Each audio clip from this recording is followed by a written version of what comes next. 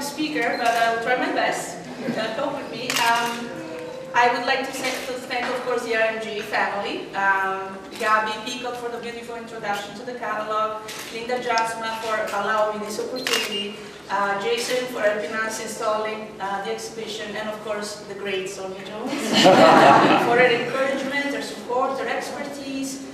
This would not exist without Sonia's help.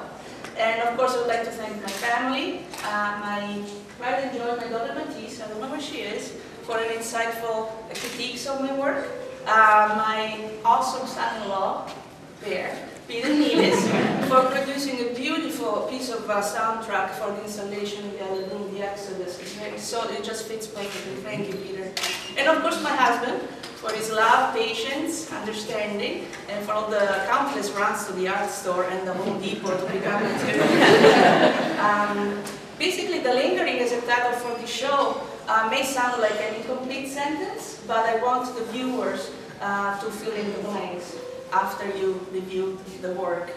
It's very personal. I'm not only a woman raised in a very repressive society, which is south of Italy, from which I tried to escape, and I guess I was lucky in that, and came to this beautiful country that is so progressive. I also therefore struggle with immigration issues, you know, the isolation and all the struggles that come with being a newcomer to a country where you barely speak the language.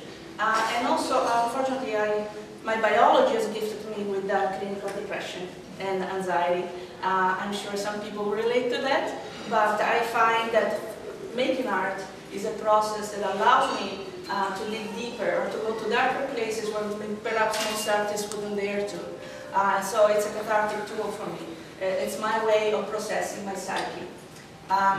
So the lingering particularly reflects the struggles of womanhood. Perhaps Canada will have some trouble understanding, but Canada is a country of immigrants, and there are women coming here from all over the world with whom I've shared the same life journey. Each piece will tell a different story. It's like an entire book, and each piece is a little bit of a chapter put all together, and thank God for this exhibit. Otherwise, I would have not been able to string it all together. So in this case, it will tell you the entire story. More insight into my own biography may come from the poem that is posted on the wall. Is the poem still there? Yeah. Yes.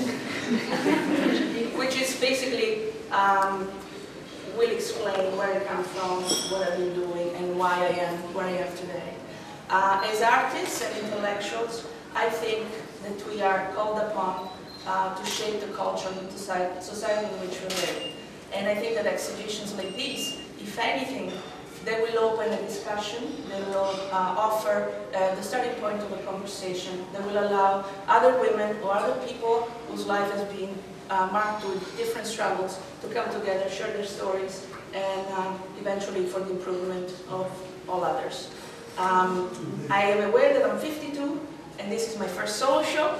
However, I just found out that Hans Hoffman was 65 when he had his first solo, Barnett Newman was 44, and William de Kooning was 45, so I think I'm in good company. Thank you very much for coming, and I hope you enjoy the show.